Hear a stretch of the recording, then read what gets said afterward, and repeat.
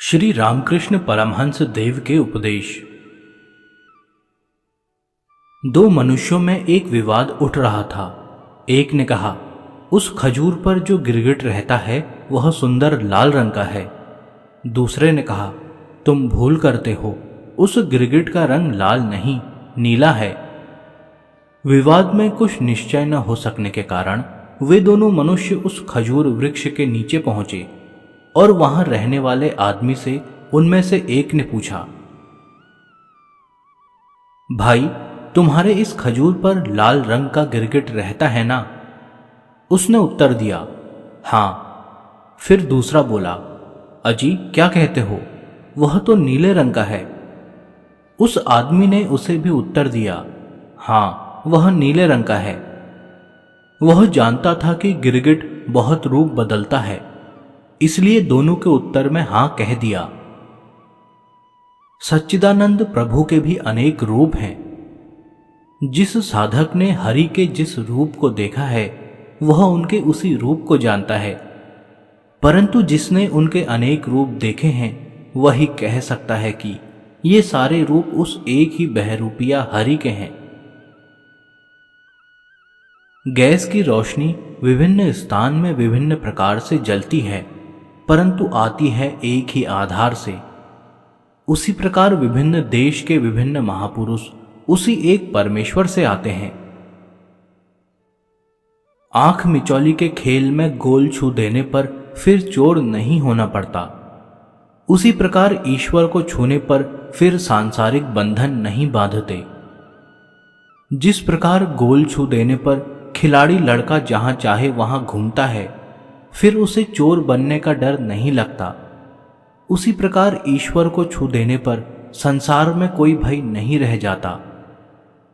जो ईश्वर को छू चुका है, प्राप्त कर चुका है, वह संसार की सब अवस्थाओं में निर्भय रहता है। उसे फिर किसी प्रकार मायाबद्ध नहीं कर सकती। लोहा जब एक बार पारस को छूकर सोना हो जाता है, तब उसे चाहे मिट्टी के भीतर रखो या कूड़े में फेंक दो, वह जहां रहेगा सोना ही रहेगा, लोहा नहीं होगा। इसी प्रकार जो ईश्वर को पा चुका है उसकी भी यही दशा है। वह बस्ती में रहे या जंगल में, उसको फिर दाग नहीं लग सकता। लोहे की तलवार पारस के स्पर्श से सोने की बन जाती है, किंतु आकार वही रहता है, पर उससे फिर हिंसा का काम नहीं होता।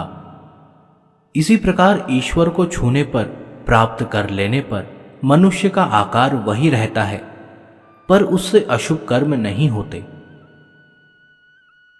समुद्र के भीतर छिपा हुआ चुंबक का पहाड़ जैसे अचानक जहाज के लोहे को खोलकर उसे खंड खंड कर डुबो देता है, उसी प्रकार ज्ञान चैतन्य उदय होकर अहंकार और स्वार्थपूर्ण जीवन को क्षण भर में छिन्न भिन्न कर उसे ईश्वर के प्रेम समुद्र में डुबा देता है।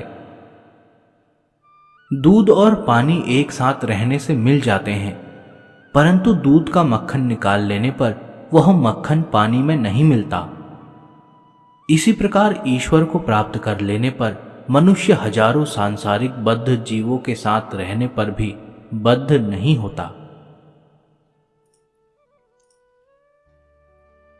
गृहस्थ आश्रम में स्त्री सर्वदा नाना प्रकार के सांसारिक कार्यों में लगी रहती है, पर पुत्र प्रसव के समय सब काम छोड़ देती है। प्रसव के उपरांत उसे अन्य कार्य नहीं भाते। उस समय वह सारे दिन अपने बालक का लालन पालन करने तथा उसके मुख चुंबन में ही आनंद पाती है। मनुष्य भी ज्ञान अवस्था में अनेकों कार्य करता है, पर ईश्वर दर्शन पाते ही उसे वे काम फिर अच्छे नहीं लगते। उस समय वह ईश्वर के कार्य के सिवा अन्य कार्यों में सुख नहीं पाता तथा एक क्षण भी ईश्वर को छोड़ना नहीं चाहता। बाजार से दूर रहने पर केवल बाजार का हो हल्ला सुन पड़ता है, किंतु उसके भीतर जाने पर वैसा शब्द नहीं सुन पड़ता। उस समय स्पष्ट सुनाई देता है कि कोई आलू का मोल कर रहा है तो कोई परवल का। इसी प्रकार ईश्वर से दूर रहने पर मनुष्य को केवल तर्क मीमांसा युक्ति के गोलमाल में पड़े रहना पड़ता है, परंतु उसके निकट पहुंचने पर फिर तर्क मीमांसा नहीं ठहरते। उस समय सब कुछ समझ में आ जाता है। जैसे बांस, रस्सी, सीढ़ी आदि नाना साधनों से घर के कोठे पर चढ़ा जाता है, वैसे ही ईश्वर के पास जाने के अनेकों उपाय हैं। प्रत्येक धर्म एक एक उपाय दिखला रहा है। एक माता के 5 पुत्र हैं। वह किसी को चटनी, किसी को खिलौना, किसी को कुछ देकर भुलाए रहती है तथा निश्चिंत हो अपना काम करती जाती है। उनमें जो लड़का अपना खिलौना छोड़कर माँ माँ पुकारते हुए रोने लगता है, माँ तुरंत काम छोड़कर आती है और उसको गोद में लेकर चुप कराती है। इसी प्रकार हे मनुष्यों, तुम भी संसार की वस्तुओं में भूले हुए हो। यह छोड़कर जब तुम भी ईश्वर के लिए रोओगे, तब वह प्रभु तुरंत आकर तुम्हें गोद में ले लेंगे। प्रश्न: यदि ईश्वर सर्वत्र विराजमान है तो हम लोग उन्हें देखते क्यों नहीं? उत्तर: तुम लोग पत्तों से ढके हुए तालाब के किनारे खड़े होकर कहते हो कि तालाब में जल नहीं है। यदि जल देखने की इच्छा हो तो पत्ते हटाओ। माया से ढकी हुई आंखों से देखते हुए कहते हो, ईश्वर को हम क्यों नहीं देखते? ईश्वर को देखना चाहते हो तो माया को हटा दो। प्रश्न: आनंदमयी मां को हम लोग क्यों नहीं देख पाते? उत्तर: वह बड़े आदमी की लड़की चित्त के आड़ में रहती है। भक्त रूपी संतानगण ही चित्त के भीतर जाकर उसे देख सकते हैं।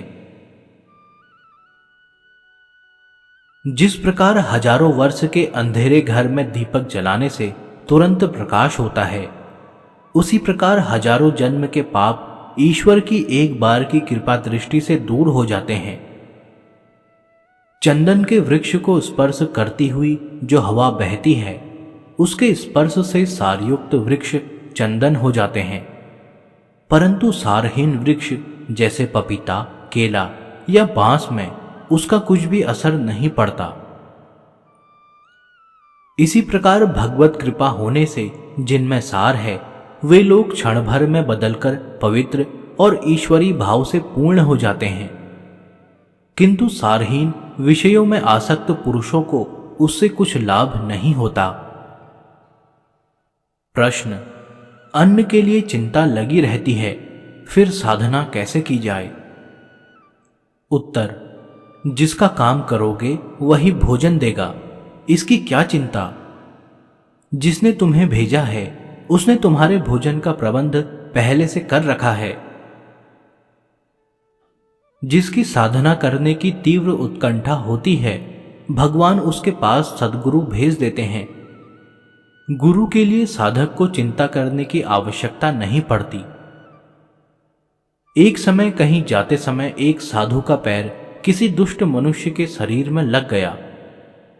उसने क्रोध में अंधे हो साधु को बहुत मारा। साधु अचेत हो गए। उनके शिष्यों ने सेवा कर उन्हें चंगा किया और पूछा, कहिए तो आपकी सेवा कौन कर रहा है? साधु बोले, वह जिसने हमें मारा था।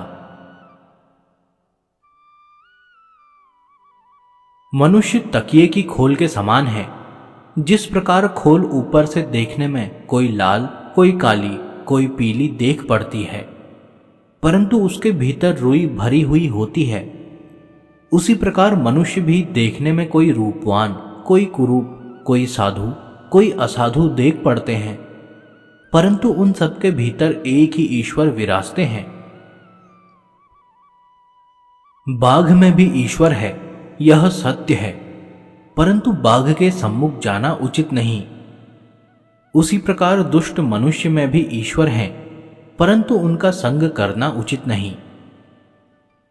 गुरु ने शिष्य से कहा, सब कुछ नारायण है। शिष्य समझ गया। रास्ते में एक हाथी आता था। उसके पीठ पर बैठा हुआ महावत कहता जाता था, हट जाओ, हट जाओ। शिष्य ने सोचा, मैं क्यों हटूं? मैं भी नारायण हूं, हाथी भी नारायण है, नारायण को नारायण से भय क्या? शिष्य नहीं हटा। हाथी ने सूंड से शिष्य को उठाकर दूर फेंक दिया। उसको बहुत चोट आई। वह गुरु के निकट गया और उनसे सब समाचार कहे। गुरु बोले, ठीक कहते हो, तुम भी नारायण, हाथी भी नारायण, परंतु ऊपर से एक महावत रूप नारायण तुमको हटने के लिए कहता था, तुमने उसकी बात क्यों नहीं सुनी? एक किसान ने दिन भर अपने खेत में पानी चलाया, परंतु शाम को देखता क्या है कि एक बूंद भी पानी उसके खेत में नहीं गया है, बल्कि सब का सब समीप के एक बिल में बह गया है। उसे इससे बड़ा अफसोस हुआ। ठीक इसी प्रकार जो मनुष्य विषय वासना, सांसारिक मान प्रतिष्ठा तथा सुख स्वच्छंदता की कामना रखकर उपासना करते हैं, वे जीवन भर उपासना करके अंत में देखेंगे कि विषय वासना रूप छेद से उनकी सब उपासना नष्ट हो गई और वे जैसे के तैसे ही बने हुए हैं, कुछ भी उन्नति नहीं कर सके हैं। जो लोग उपासना से ठट्ठा करते हैं, धर्म तथा धार्मिकों की निंदा करते हैं, साधन अवस्था में ऐसे मनुष्यों से एकदम दूर रहना चाहिए। जिस प्रकार दूध जल के साथ रहने से उसमें मिल जाता है, अलग नहीं रह सकता, उसी प्रकार धर्म पिपासु नए साधक संसार के सब प्रकार के मनुष्यों के संग रहने से अपना धर्म खो बैठते हैं। उनका विश्वास, भक्ति, उत्साह कहाँ चला जाता है, इसका उन्हें पता भी नहीं रहता। बादल जैसे सूर्य को छिपा देती है, वैसे ही माया ने ईश्वर को छिपा रखा है। बादल हट जाने से जिस प्रकार सूर्य दिख पड़ता है, माया के दूर होने से उसी प्रकार ईश्वर दिख पड़ते हैं। माया को पहचान लेने पर वह तुरंत भाग जाती है। इस पर एक दृष्टांत है। एक गुरु अपने एक शिष्य के घर जा रहे थे। उनके साथ कोई नौकर नहीं था। रास्ते में एक मोची मिला। उससे उन्होंने कहा, अरे क्या तू मेरे साथ चलेगा? अच्छा खाना मिलेगा, आदर से रहेगा, चलना। मोची बोला, ठाकुर, मैं अति नीच जाति का आदमी हूं, कैसे आपका नौकर बन सकता हूं? गुरु बोले, इस बात की चिंता तू मत कर। तू किसी को अपना परिचय मत देना और किसी से मित्रता न करना। मोची राजी हो गया। दोनों उस शिष्य के घर पहुंचे। संध्या समय गुरुदेव वहां संध्या करने लगे। उसी समय एक ब्राह्मण वहां आया और नौकर से बोला, अरे मेरा जूता वहां से ला। नौकर ने कुछ उत्तर नहीं दिया। ब्राह्मण ने फिर कहा, परंतु तब भी नौकर न उठा। अंत में ब्राह्मण विरक्त होकर बोले, अरे तू ब्राह्मण की बात नहीं सुनता, क्या तू चमार है? मोची यह सुनकर मारे डर के कांपने लगा और गुरु की ओर देखकर बोला, गुरुदेव गुरुदेव, मुझे इन्होंने पहचान लिया, अब मैं भागता हूं। हरिदास बाघ के मुंह की शक्ल कागज पर बनाकर और उससे अपना मुख ढककर एक लड़के को डराता था। उस लड़के की मां उसका डर दूर करने के लिए बोली, उससे क्या डर, वह तो हम लोगों का हरि है। कागज के चित्र से अपना मुंह ढक लिया है। लड़का इस पर भी नहीं माना, परंतु जब हरिदास मुंह पर से कागज हटाकर लड़के के सामने खड़ा हुआ और उसने कागज उसके हाथ में देकर उसे शांत किया, तब वह लड़का समझ गया और तब से मुख पर कागज लगाने से वह नहीं डरता था। इसी प्रकार जो माया से छिपे हुए हैं, उनको पहचान लेने पर फिर माया से डर नहीं होता। प्रश्न, जीवात्मा और परमात्मा क्या हैं? उत्तर, जिस प्रकार स्रोत के जल में एक लाठी को खड़ा कर देने से दो भाग में, जल में और जल के ऊपर, वह दो दिख पड़ता है, उसी प्रकार अखंड परमात्मा माया रूपी उपाधि द्वारा दो दिख पड़ता है। पानी का बुलबुला जैसे जल से ही उठता है, जल पर ही ठहरता है और जल में ही लोप हो जाता है, वैसे ही जीवात्मा और परमात्मा एक ही हैं। भिन्नता केवल बड़े और छोटे की, आश्रय और आश्रित की है। समुद्र का पानी दूर से काला दिख पड़ता है, परंतु समीप जाने से स्वच्छ और निर्मल दिखाई देने लगता है। इसी प्रकार श्री कृष्ण का रूप दूर से काला दिख पड़ता है, निकट जाने पर वह स्वच्छ और निर्मल दिखलाई देने लगता है। ईश्वर की इच्छा से यह सृष्टि हुई है। वह अपनी ही माया का आश्रय कर इस संपूर्ण जीव जगत की रचना करके प्रकाशमान है।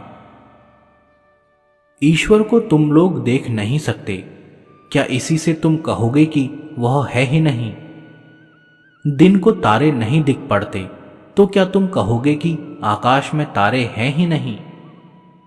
सूरज के तीखे तेज में दिन को तारे नहीं दिख पड़ते, वैसे ही माया और अहंकार के कारण मनुष्य ईश्वर को नहीं देख सकता। दूध में मक्खन रहता है, पर मथने से ही निकलता है। भगवान सगुण भी हैं, निर्गुण भी हैं और गुणातीत अर्थात गुणों से परे भी हैं। जब वह सगुण रहता है तब उसे ईश्वर कहते हैं, जब निर्गुण रहता है तब उसे ब्रह्म कहते हैं, और उसकी गुणातीत अवस्था को हम मुंह से कहकर समझा नहीं सकते। ईश्वर सर्वशक्तिमान है, इच्छा होने पर वह सब कुछ कर सकता है। एक ज्ञान ज्ञान है, बहुत ज्ञान अज्ञान है। ब्रह्म और उसकी शक्ति में भेद नहीं है। एक के बिना दूसरे का चिंतन नहीं किया जा सकता। जैसे आग और उसकी जलाने वाली शक्ति तथा दूध और उसके उजलेपन में एक के बिना दूसरे का चिंतन नहीं किया जा सकता। शक्ति के बिना केवल ब्रह्म से कोई काम नहीं होता। जैसे केवल मिट्टी से कोई वस्तु नहीं बन सकती। मिट्टी में पानी मिलाने पर ही उससे कोई वस्तु बनेगी। ईश्वर साकार, निराकार और क्या क्या है, यह हम लोग नहीं जानते। उसका साकार रूप भी सत्य है और निराकार रूप भी सत्य है। तुम्हें जो अच्छा लगे उसी में विश्वास कर तुम उसे पुकारो, तुम उसी के द्वारा उसे पाओगे। मिस्री की डली को चाहे जिस ओर से चाहे जिस ढंग से तोड़कर खाओ, मीठी लगेगी ही। मन सफेद कपड़ा है, इसे जिस रंग में डुबाओगे वही चढ़ जाएगा। जहाज खुद अनायास जाता ही है, साथ साथ बड़े बड़े बोटों को भी खींच ले जाता है। इसी प्रकार जब महापुरुष अवतार लेते हैं तब वे अनायास ही बद्ध जीवों को साथ में खींच ले जाते हैं। बड़े बड़े शहतीर जब बहते हैं तब कितने ही मनुष्य उन पर चढ़कर चले जाते हैं, वे नहीं डूबते। पर एक छोटे तिनके पर एक कौवा भी बैठे तो वह डूब जाता है। इसी प्रकार जब महापुरुष आते हैं तो उनका आश्रय लेकर कितने मनुष्य तर जाते हैं। प्रश्न: साधु महात्माओं को उनके निकट के आत्मीय मनुष्य नहीं पहचानते, दूर के मनुष्यों में उनका आदर होता है, इसका क्या कारण है? उत्तर: जादूगर का तमाशा उसके आत्मीय लोग देखते नहीं, दूर के लोग उसे देखकर अचरज मानते हैं। लालटेन के नीचे अंधकार रहता है, दूर में उसका प्रकाश होता है। इसी प्रकार महापुरुष के निकट के मनुष्य उन्हें नहीं जान सकते, दूर के मनुष्य उनके भाव से मुग्ध हो जाते हैं। प्रश्न: जिस मनुष्य से कोई शिक्षा मिलती है उसे गुरु न मानकर एक निर्दिष्ट व्यक्ति को ही गुरु क्यों माना जाए? उत्तर: व्याकुल प्राण से जो ईश्वर को पुकारते हैं उनको गुरु करने की आवश्यकता नहीं है। परंतु सब में वैसी व्याकुलता नहीं देखी जाती। इसी कारण गुरु की आवश्यकता होती है। गुरु एक वही उपगुरु है। अवधूत ने इसी प्रकार के 24 उपगुरु किए थे। जैसे किसी अनजान स्थान पर जाना होता है तो जो आदमी वहां का रास्ता जानता है उसी से पूछकर उसके अनुसार चलना होता है। अनेकों से पूछने से गड़बड़ होने की आशंका बनी रहती है। उसी प्रकार ईश्वर के निकट जाने वालों को गुरु के आज्ञा अनुसार चलना होता है। इसीलिए एक गुरु की आवश्यकता होती है। एक दिन अवधूत ने रास्ते में जाते जाते देखा कि एक खूब सजी हुई बारात बाजे गाजे के साथ चली आ रही है।